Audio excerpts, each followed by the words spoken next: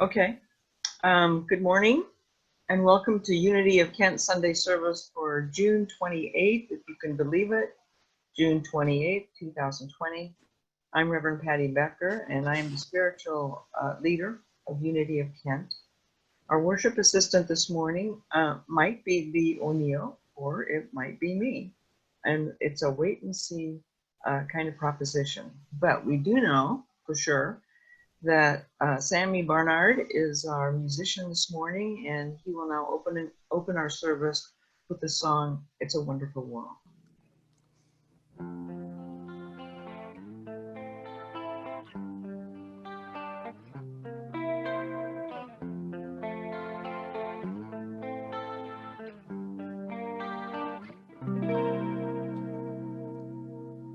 I see trees of green, red roses too.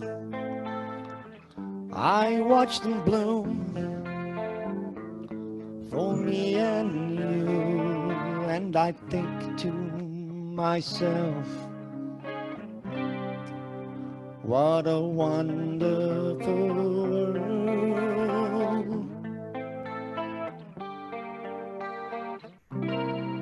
I see skies of blue and clouds of white, the bright blessed day, the dark sacred night, and I think to myself, what a wonderful world.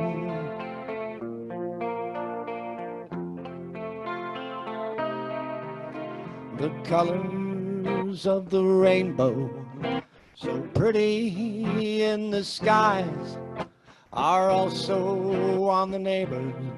As I see them walking by, I hear friends shaking hands, saying, how do you do? They're really saying, I love you. I hear babies cry, and I'll watch them grow. They'll learn much more than I'll ever know, and I'll think to myself, what a wonderful world.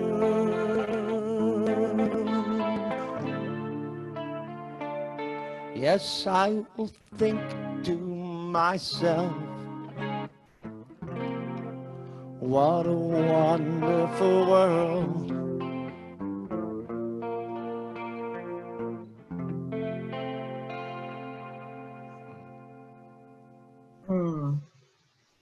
Thank you, Sammy.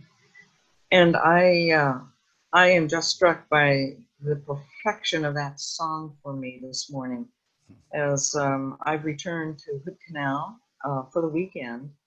And as I look around, I see this wonderful world and give thanks. Yesterday, I spent most of the day out on the deck, which is covered, listening to the rain and noticing the different qualities of rain. Um, it was misty and drizzly, and then it was coming in like snow that was so light that the wind pushed it around in swirls. And then later on, it was heavy and just coming down in straight droplets, a straight sheet. And I could hear it on the awning above. And the rhythm of it changed as the weight of the rain shifted. And it was just a marvelous experience.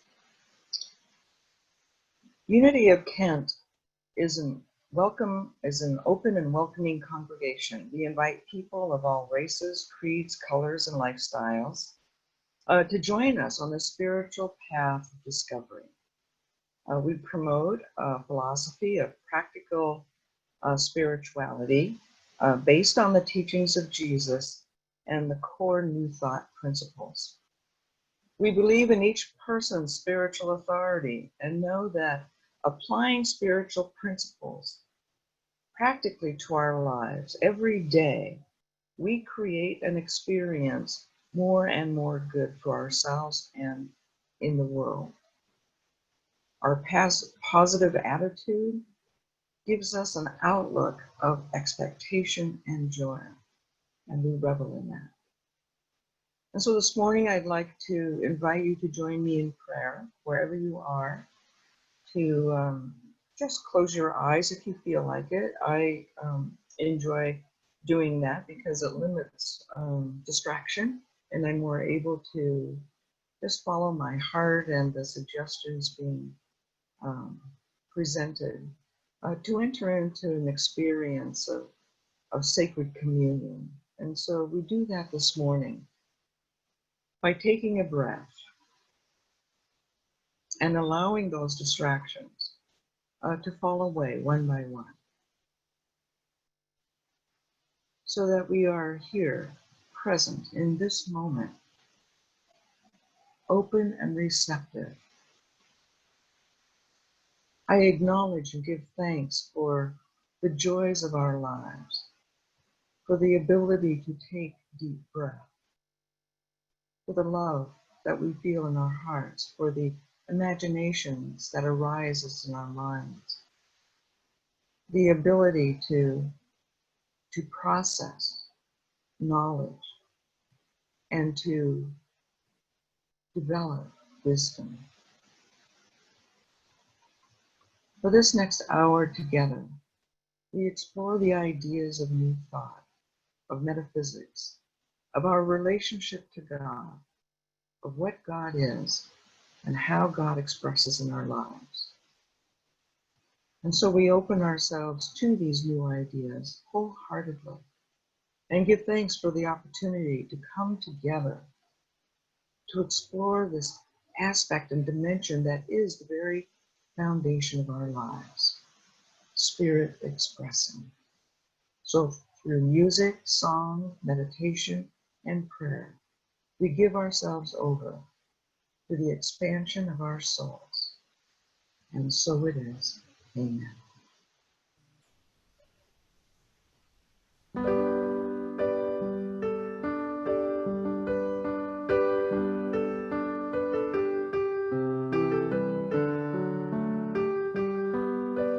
When my hands were empty, when my hope was gone, I couldn't help but wonder, what had I done wrong? Even though my heart was broken, there was no need to despair, 'cause a vessel must be open to put something better there. Into my empty hands, gently you pour new life for me.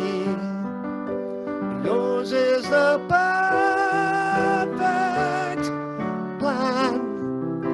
The ups and the downs were meant to be.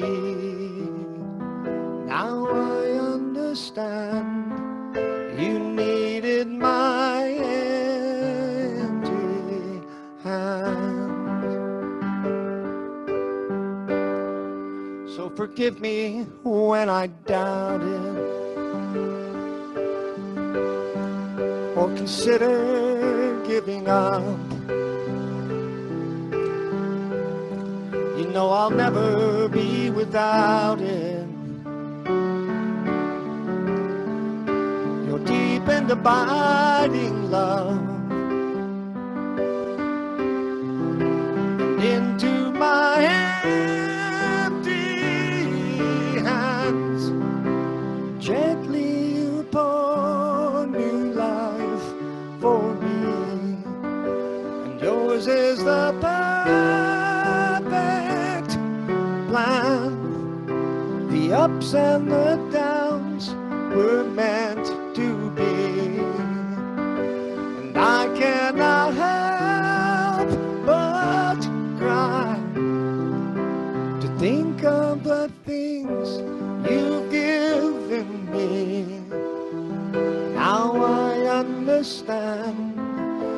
needed my empty hand.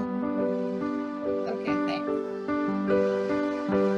Thank you for my empty hand.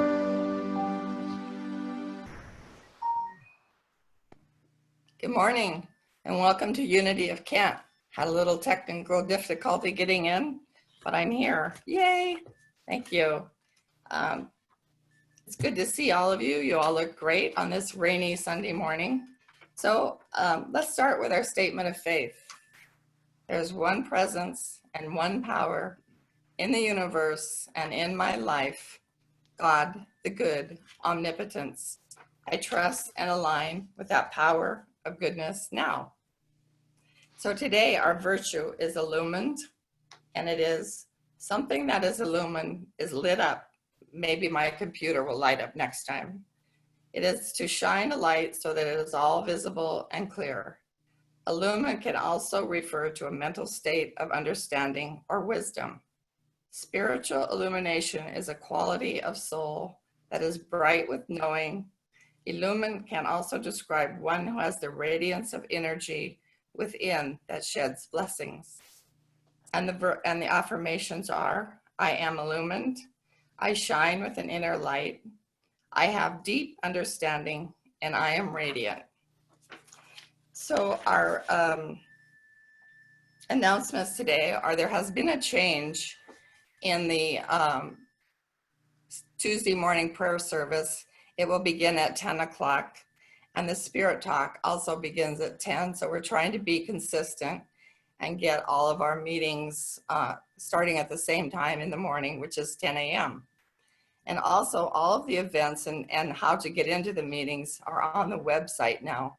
So you can go into our website, click on events, and find the meeting, the date that you want to join, and just come through Zoom like I just did, or come, and it's pretty easy. There is a story, if I can get it, that I wanted to read.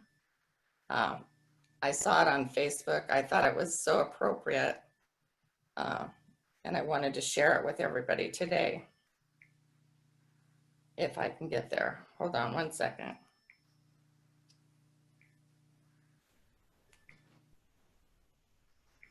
It's about 3 old men.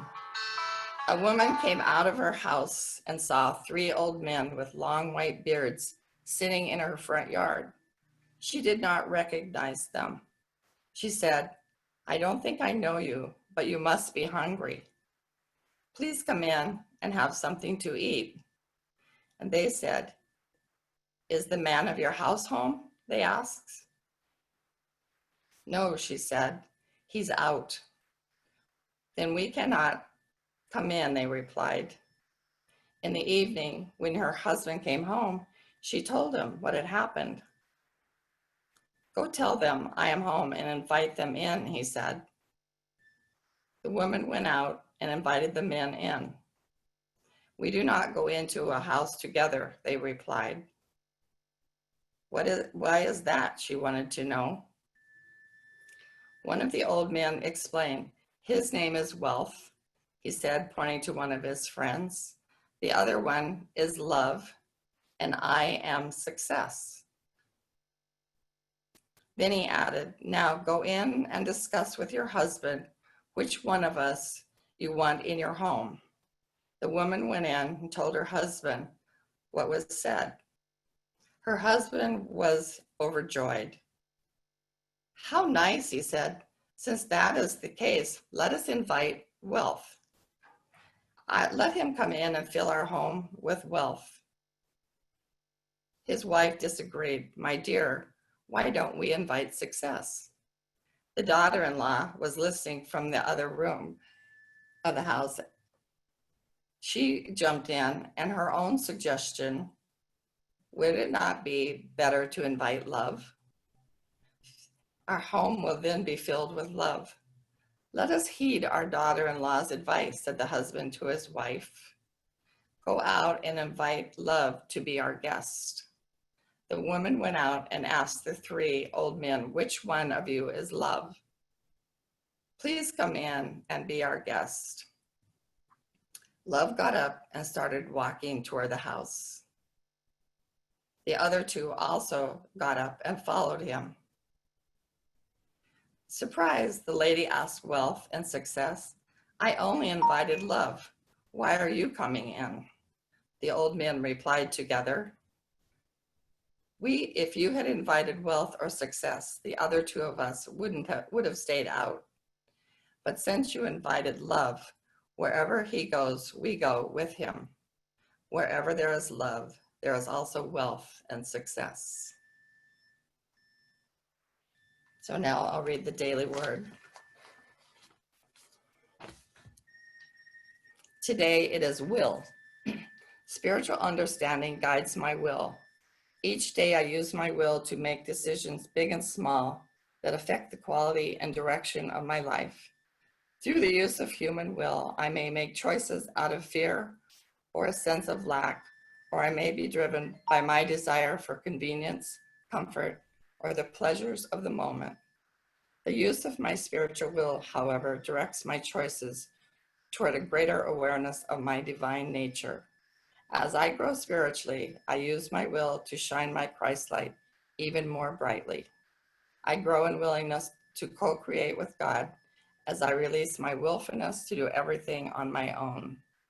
As I live more intentionally from my divinity, the light of spiritual understanding dawns within me and directs my will. I here command you, be strong and courageous. Do not be frightened or dismayed, for the Lord your God is with you wherever you go. Make it a great day. And now's the time in the service when we come together as spiritual community and pray for one another. And so if you have any prayer requests or any thing in your life or your heart or any situation or circumstance, a person that you are moved to enfold in prayer, I would ask you to bring those people or those situations to mind right now. That prayer is the foundation of unity, and we know that prayer changes lives, and we are dedicated to the practice of prayer, of meditation, and the silence. And I was called by one of our community, Debbie Brown, last night, who asked that we hold her in prayer. She has a medical condition and has asked that we affirm the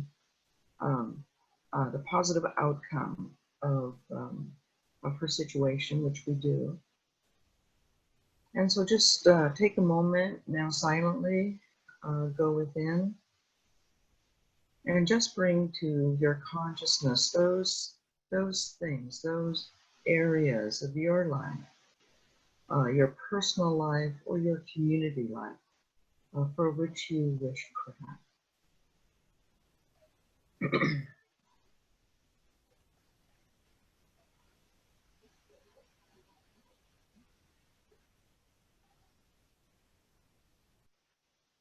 And as we hold one another in spiritual community, we go once again to our statement of faith, that there is one presence and one power active in the universe.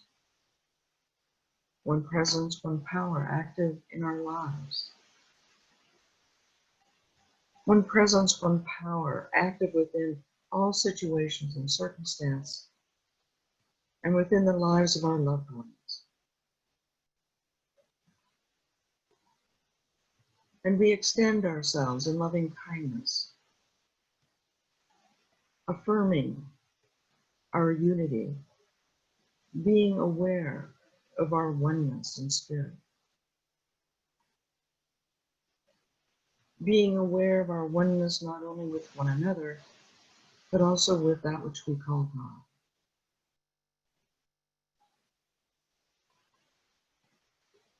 And as we realize more and more deeply this oneness, we also realize that all is given. All is given before we can even make a request. That we live in a sea of yes. And so let us turn our attention now from the need to the yes. And in that yes, to welcome and affirm that all is in divine order and all is working itself out for the highest and best of all. And with absolute faith in this truth, it is ours to let go and let God, to surrender our concern, to surrender our angst, to surrender any concept of lack, accepting the inflow of grace, love, and life. And as we do so, not only are we transformed, but the lives for whom we pray is transformed as well, along with the situations and circumstances. That nothing can withstand anything less than perfection in spirit. And so it is. Amen.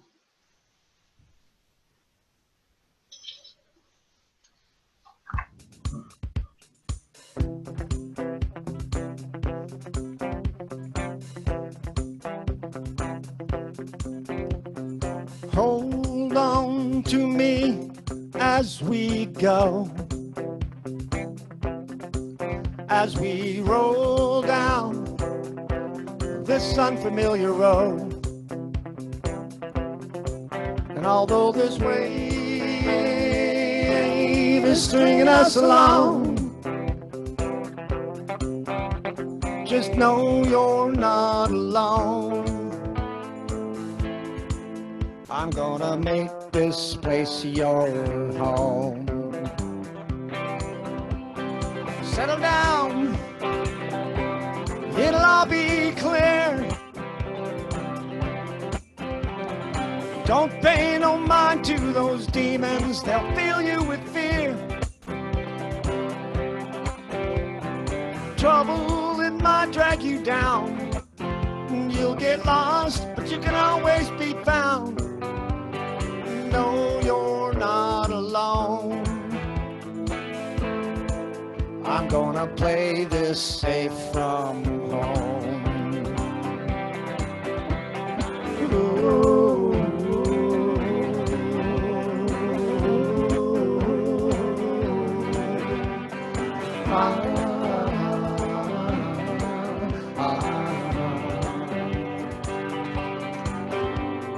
Settle down, it'll all be clear. Don't pay no mind to those demons, they'll fill you with fear. Trouble, it might drag you down.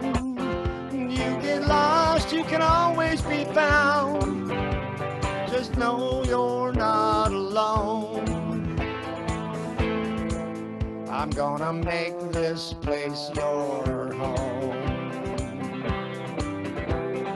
Ooh, ooh,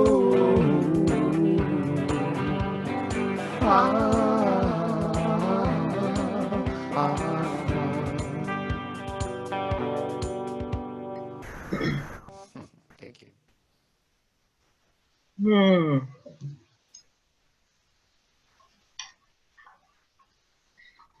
Thank you, Sammy. Well, good morning again. Hi. I was surprised when Lee said it's raining over there where I am. Over in the Kent Des Moines area. Where I am here on the canal, the sun is playing hide and seek with a few high clouds, but I can see some blue, and I'm really hoping for it to clear up this afternoon. Being up here where I am is just, it's like a banquet. It's a banquet for all of my senses. It's like a smorgasbord of the most beautiful things in the world that are consolidated in this one place, in the forest, in the beach, in the water, and like I mentioned earlier this morning, in the rain. just having the quiet and the attentiveness to the quality of the ring, the rhythm, the weight of it, the sound, and the experience. We live in an almost magical universe. It is filled with amazing wonders, things that we can scarcely believe to be true. Our own environment on Earth is filled with phenomena and creatures that most of us know nothing about. And yet they dwell and thrive in dimensions and frequencies beyond our ability to detect without special equipment. To the naked eye or the unaided ear, they might as well not even exist at all. And just last night, I had the wonderful gift of learning about tardigrades. And I don't know if any of you know what a tardigrade is. Some of you might. But my son was telling me about them, and I could scarcely believe that these little creatures live here on Earth. Sometimes they're called water bearers, and they're micro animals which live all around us. They are segmented, 8-legged little beings and are considered to be one of the most resilient animals known on Earth. They have been found everywhere, from mountain tops to the depths of the ocean and even in the mud of volcanoes. They can withstand extreme temperatures as well as extreme pressure. They can tolerate air deprivation, radiation, dehydration, starvation, and many other ations that I'm not even aware of. They have even survived exposure to outer space. Adult tardigrades may reach a length of 1.5 millimeters, or that's just 0.059 inches. So they're very, very small. They are found in mosses, and sometimes they're called moss piglets, which I think is very cute, but I have a preference for water bearers. They live also on lichens, as well as on seasides, dunes, soil, leaf litter, and in both fresh and salt water. Tardigrades can often be found by soaking a piece of moss in water, and you can bet that I'm going to do that after the service. That I have tons of moss out here, and I'm going to get a little clump of it and put it in water and see if I can detect 0.059 with these little creatures. Anyway, the knowledge of these tardigrades has sparked my imagination with wonder and delight.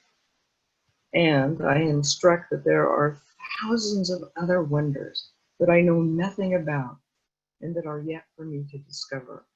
And that feels exciting to me. As this is true about our natural world, about things to discover, as things to realize, it is also true about our spiritual world. Most of us have barely scratched the surface of our own spiritual depths, dimensions, and reality. There are spiritual phenomena that we struggle to know and long for understanding of, not only about ourselves, about God, but also about our relationship with divinity and our relationship with each other, our relationship with the universe. There are things in our experience that seem to be absurd or contradictory, that when investigated or explained may prove to be true. A very simple example of this are thermoses. I am still enamored by thermoses. If you put something hot into a thermos, it stays hot. If you put something cold in a thermos, it stays cold. And my question is, how does it know? And for me, how thermoses keep things hot and how thermoses keep cold is a matter of insulation. But before knowing about insulation, it seemed paradoxical and mysterious. When insulation came into the pictures, then it made sense. And that's what paradoxes are. They are things that seem incompatible, and yet when investigated, are true. There are certain paradoxes that are inherent in unity teachings regarding divine mind. Understanding these concepts opens our awareness more fully to the scope of God and our relationship with God. These aspects of divine mind are not indicative of a duality in divine mind or a duality in oneness, but are reflective of the wholeness of divine mind. That divine mind can't be contained by any definition or any one idea or any container. If we know what divine mind is, if we give it an expression of what God is, it is more. It is that and something else. Divine mind is infinitely expressive, even to the degree of paradox, or at least paradox from the view of our limited human perception of what paradox is. The first of these paradoxical realities that unity speaks of as God is the idea of principle and personal. That God is both principle and God is personal. It's like the thermos. How could that be? How could one being express both aspects? God is not a principle. God is not a person, excuse me. God is not a person, yet God is personal. There is nothing impersonal about God mind in me or impersonal about God mind in you. God is personal to us when we recognize within us or that God is as us, when we recognize that our life is the life of God expressing as life, intelligent, love, and power, it becomes personal. And that we can experience the presence of God as warm and loving, even though God is principle. I have had many experiences of emotional connection with God, experiences of enfoldment, of comfort, of care, of luminosity. There's been times when I've been down and I have felt the presence of God enfold me in comfort. And I'm sure that you have had this experience as well at different times in your lives. At just the right time, I bet, in your life, you have felt the presence and reality of that divine presence break through the veil of estrangement, break through circumstances, break through depression, or break through confusion, and to wrap you up in oneness, to wrap you up in the personal relationship of being close, of expressing through and as you by ways of inspiration, wisdom, and again, comfort. And God as principle. Divine mind is absolute. Divine mind does not change. It's a principle. It doesn't adjust and it doesn't accommodate.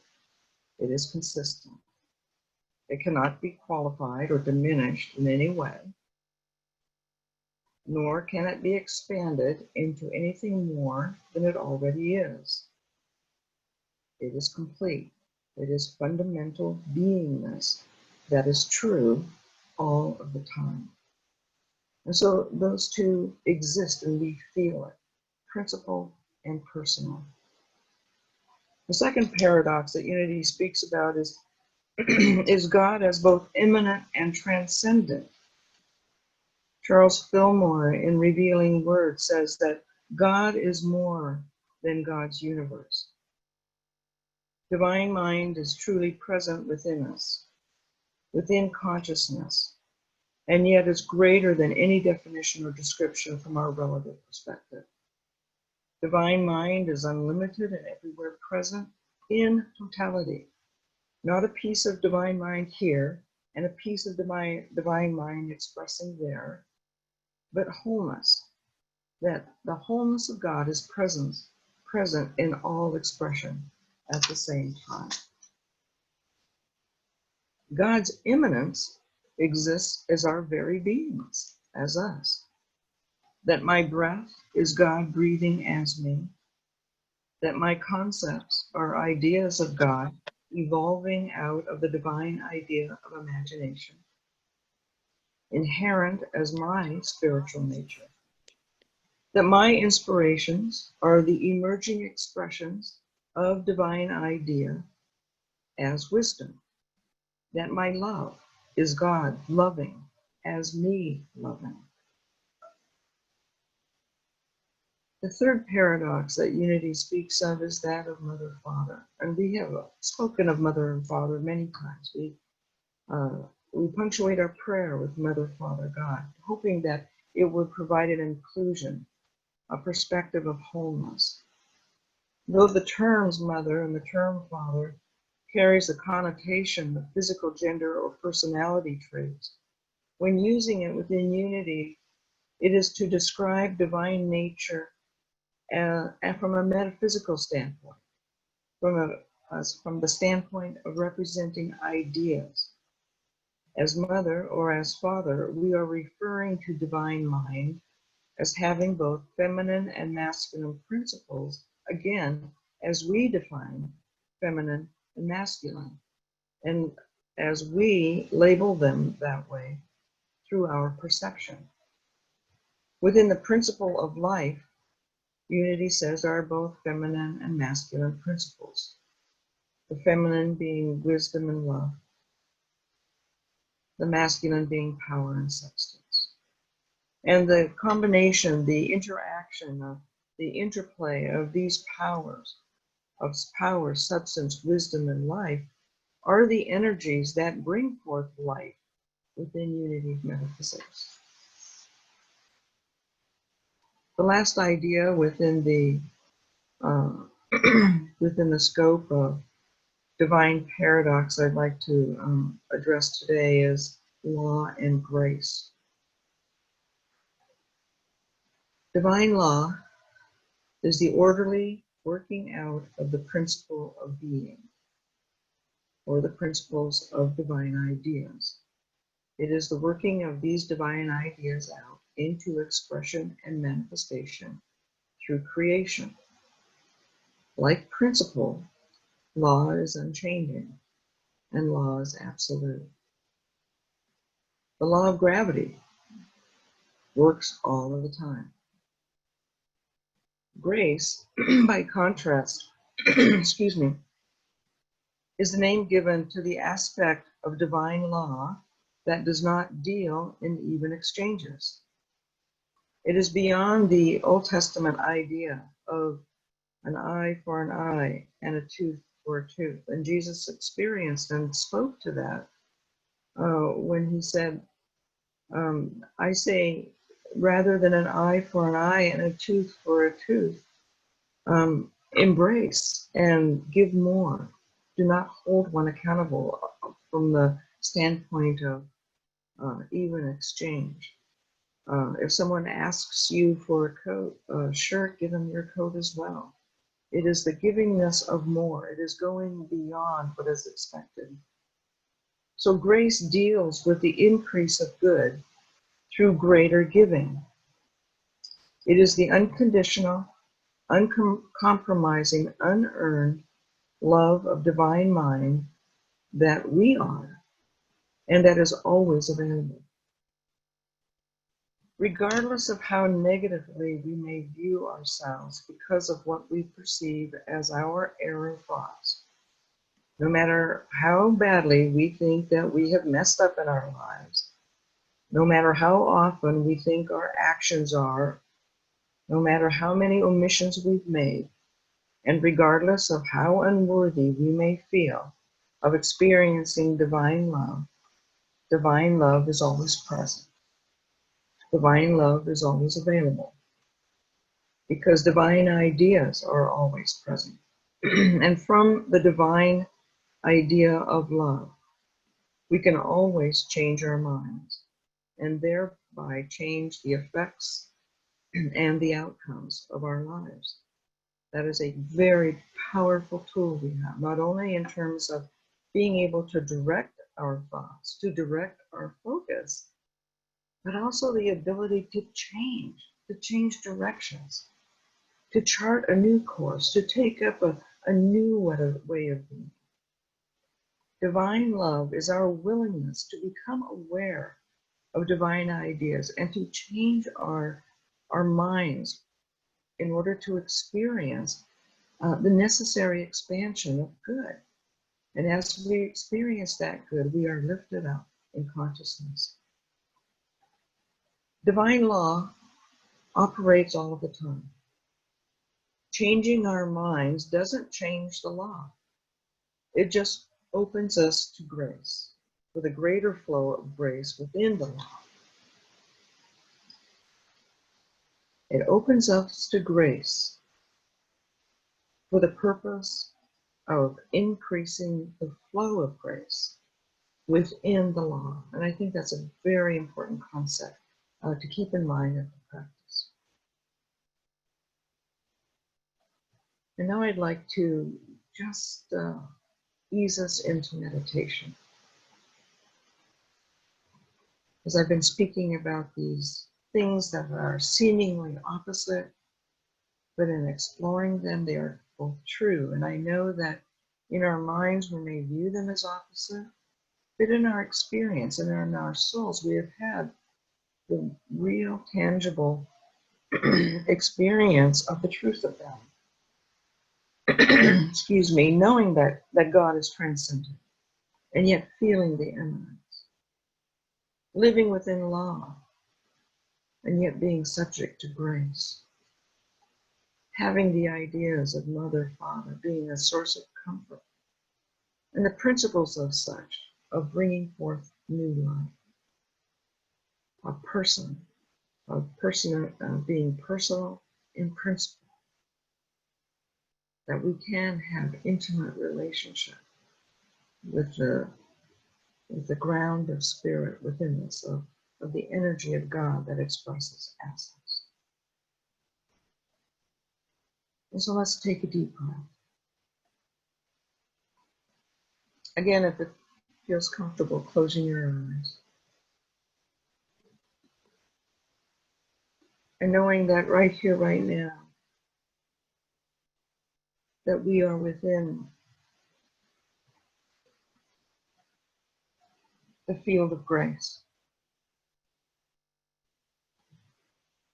That we are not merely in a scope of love, but we are the emanation of love in the world. That we are not just illumined, but we are illumination itself.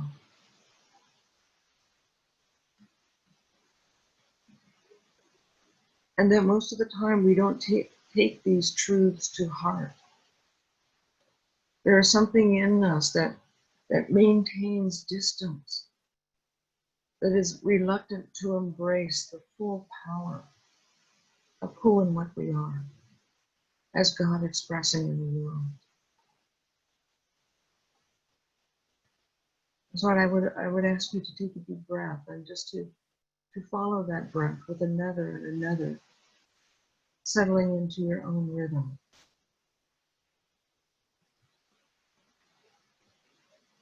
Letting go of distraction,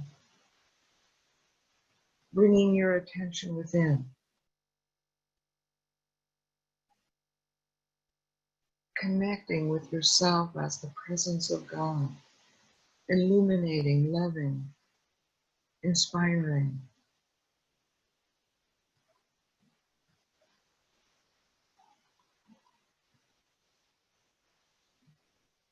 That the fire of your soul is the fire of divine energy. That you are not a divided being, that each one of us is wholeness with a myriad of experiences. And the experiences within physicality distract us from the truth of spiritual reality.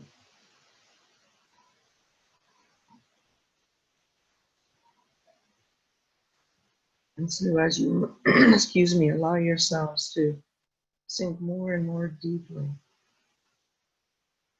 into your inner being,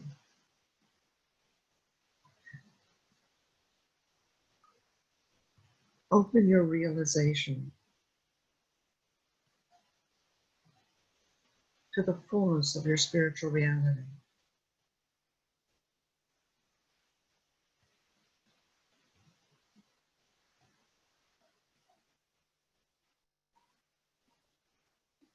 That I don't merely give love and receive love, but I am the energy of love, living as myself.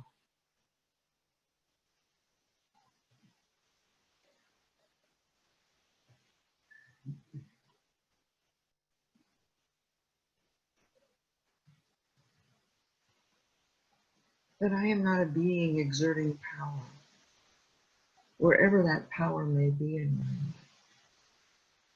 But I am the very thing that power is, and that I let it flow in positive, constructive ways throughout the lived physical experience of my life.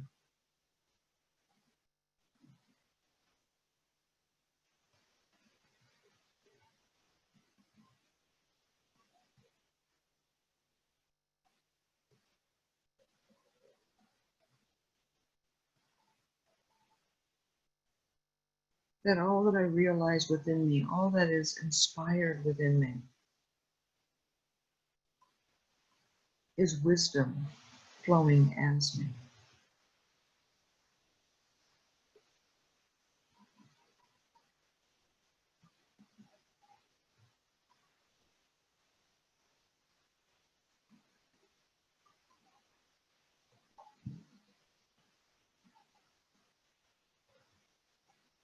That I am not a single life expressing,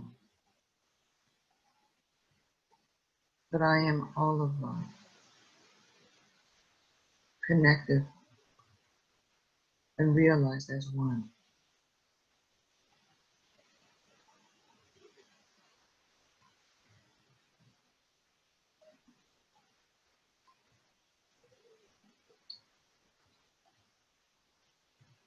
That I am more of a personality, that I am an expression of the divine.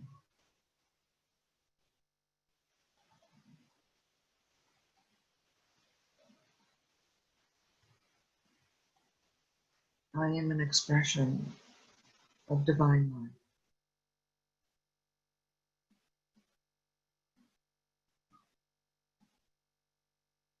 And that life is unlimited and powerful.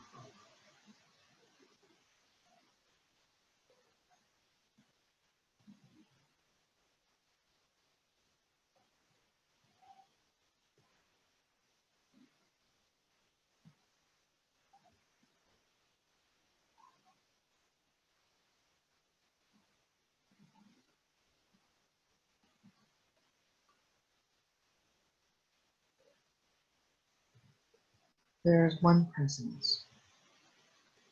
There is one power, one life,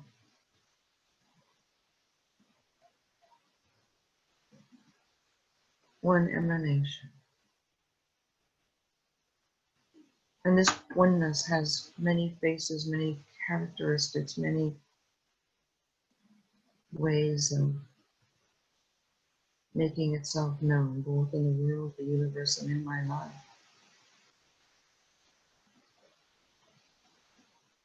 And I am so grateful for all of them, for this testimony of infinity.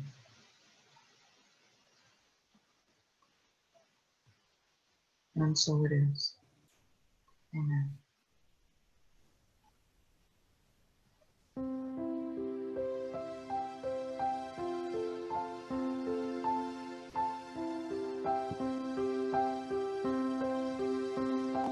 I will surrender to my greatest, highest good. I will relieve any fear that blocks my way. For every step I take is taken in pure faith. and I am stronger every moment, every day. How could anyone ever tell you you are less than beautiful? How could anyone ever tell you that you are less than whole? How could anyone fail to notice that your love is a miracle? How deeply you're connected to my soul. I will surrender to my greatest, highest good.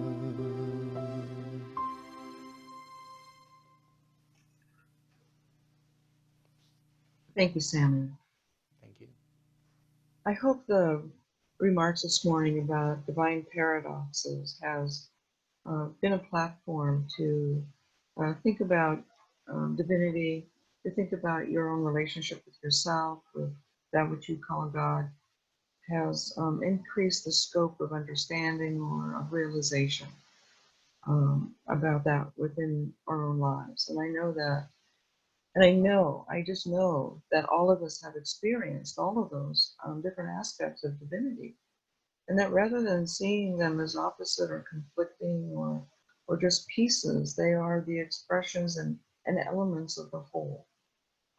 And they exist at the same time and can be experienced all at the same time. And I find that to be true of our parts and parts within us, that we feel what appear to be conflicting parts all at the same time. This week I've had to make some very tough family decisions personally, and in watching myself weighing the pros and the cons and coming to a clear conclusion, I have experienced these parts, and some of them are in conflict. One of my part is aligned with the belief in one direction, and yet on the other hand, there's another part that thinks of an opportunity or an advantage of going in a different direction. And bringing those two together seems like mixing oil and water. And yet I know that they arise out of the same parts of my being that wants the highest and best, not only for myself, but the others. And so as with that experience with all of us in coming to decisions and conclusions, divine paradoxes are also seemingly opposite, but cohesive parts of the wholeness. So with that, I'm going to switch gears, and as we go into our offertory time, and I'm not sure if there's going to be a short video playing. I know there are many ways that we can give and share our ties with Unity of Kent, and that is through PayPal, mail-ins, drop off in the mailbox of the church, or Givelify. I personally use Givelify. I find it very easy, very quick, and once set up is very efficient. So I was thinking that there would be a short presentation on just how to do that if you're not familiar with it, but I don't think there is. So let's just go on. So if you have your tithes and love offerings, if you hold it in your hands or if you hold it in your minds, as we give, we do so joyfully and easily, that we do so expectantly, knowing that what we offer in generosity is returned to us more abundantly. And so our statement is there on the screen.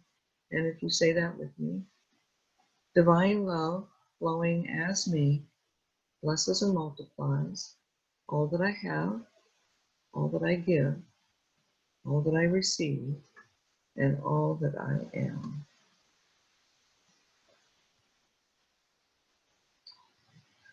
All right, so this concludes our service, and I believe Sammy is going to play our peace song, and then I have a short benediction, and we will be complete. So thank you again for joining us, and Sammy. You can call it the love song if you like. I like it. Did I call it the love song? Almost. Yeah, I think everybody peace knows song. the song. Yeah. Join in at home, of course. Let there be peace on earth, and let it begin with me. Let there be peace on earth, the peace that was meant to be. With God as creator, united all are we. Let us walk with each other in perfect harmony. Let peace begin with me. Let this be the moment now. With every step I take, let this be my joyous vow, to take each moment and live each moment in peace eternally. Let there be peace on earth, and let it begin with me. Gotta do this one. The light of God surrounds us. The love of God enfolds us. The power of God protects us. And the presence of God watches over us wherever we are. God is, God is, God is, God is, God is, God is, God is. Thank you. Yeah, thank you. Thank you, Sammy. And so, again, thank you for joining us. I hope you have a wonderful day. And as a blessing, just a reminder, just a little shift from our prayer of protection. I call this the prayer of our affirmative truth. And so I'd like you to close your eyes and take this in with all of your being as you prepare to move through the rest of your day. Take this with you, knowing it to be your truth, that you are the light of God. You are the love of God. You are the power of God. And you are the presence of God. And wherever you are, in whatever situation, in whatever circumstance, God is because of you. And so it is. It's so Thank you. Oh, that's it. Thank you, Patty. Mhm. Take care. Look. All right. Unmute, let it loose.